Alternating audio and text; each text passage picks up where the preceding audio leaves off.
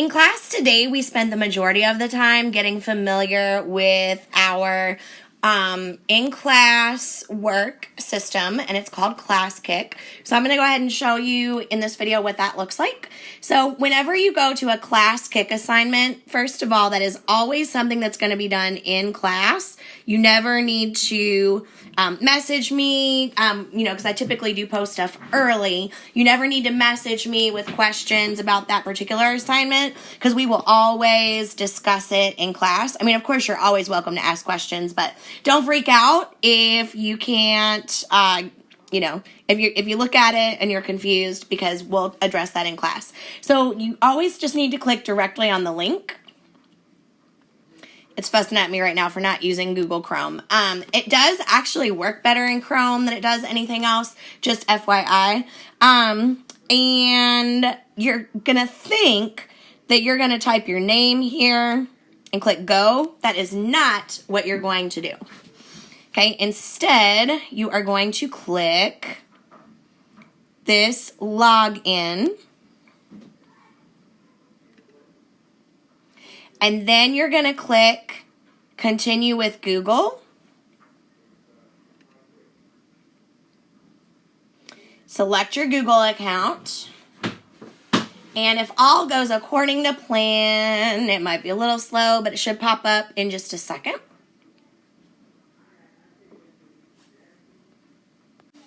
Okay, so we see the assignment loading here, and I'm not going to focus on the assignment in this video so much as just what the tools for Classkick are and how they work.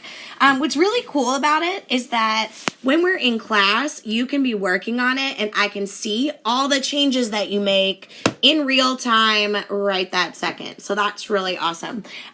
So there's a few different things that you can do. So there's the pen mode. You've got a highlighter, there's the eraser, you can enter a text box and you can type things. When we start graphing, you can insert lines, which will be very helpful. And then a couple of my favorite things that you can do are these two little tools right here. So one of them, the insert audio, so the little microphone button is very helpful because I know if you're like me and sometimes it's just faster for you to kind of explain what the issue is, you can literally just click start recording and you can say something like, hey, I'm really struggling with number 2. These are the steps I took, but I'm still getting it wrong. Please help me, thanks. Click stop. And it drops a little audio file right there that I can listen to immediately on my side of the curtain over here. The other thing I really like is that is an accommodation for those of you guys who just really hate doing this stuff on the computer. If you prefer to do your work on paper when we're doing our classwork, that is totally fine. But the point of using Classkick during class is so that I can see how you're doing, as you're doing it, and I can help you fix any goofs that we need to along the way, right? So let's say you do number 1. Don't wait until you get done with the assignment before you show me a picture of your work. Do number 1, and then go right here to the little camera. And the JCBS Chromebooks do a pretty good job. My son and I were playing around with it. You can just kind of hold your work up like this.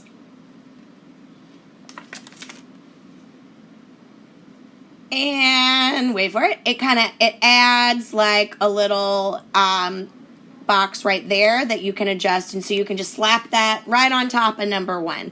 So if you do that for each problem, that's a bad picture. I'm gonna get rid of that real quick. Check your work as you go through. It also has another really cool feature that I like, which is this little hand raising feature right here. If we're in class and you want me to check something, you just click that link. And there's 2 options. There's a please help button and there's a please check button. And so let's say you need help. You just click that. And then also what's really neat is that when we're actually in class doing a live session, If somebody raises their hand in class, this little icon will light up, and you guys are actually allowed to help each other by other people raising their hand. And so you guys can actually go in and you can work together, which is a pretty cool feature as well. That's actually anonymous too.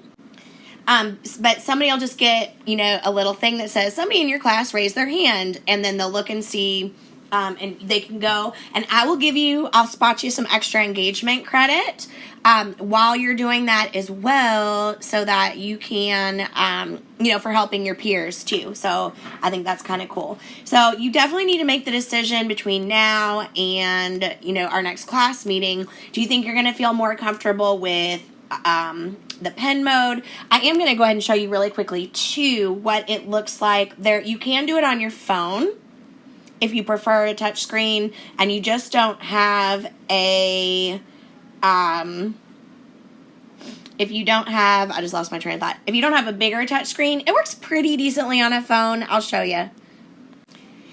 One of the important things to remember when you open it on your phone is that you want to open it in Chrome, because that is definitely the best browser for the Classkick.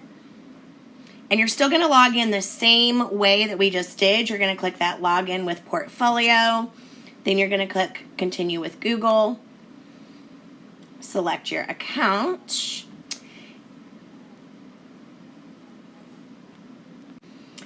And I guess you guys probably saw that little notification right there that said there was a problem. All I did was just try it again and it worked. So sometimes it's glitchy like that. So you can see on the screen where one of my peers has raised their hand and is asking for help, just so you can kind of see what that looks like. And so you can actually click on that person and you can help them out if you want to.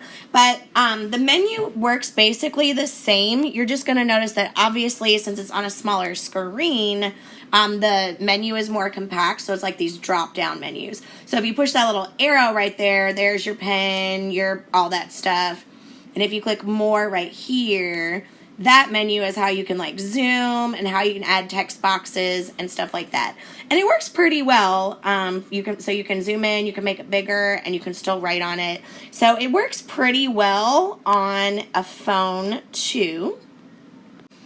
But it works even better if you have like a bigger touchscreen device. So your options, again, just to kind of sum up for when we have classwork in the future, is you've got your pen, you can type, or you can just upload pictures, and you can always upload stuff verbally too. And I get to see how you're doing and give you feedback right there as you're working on it as well.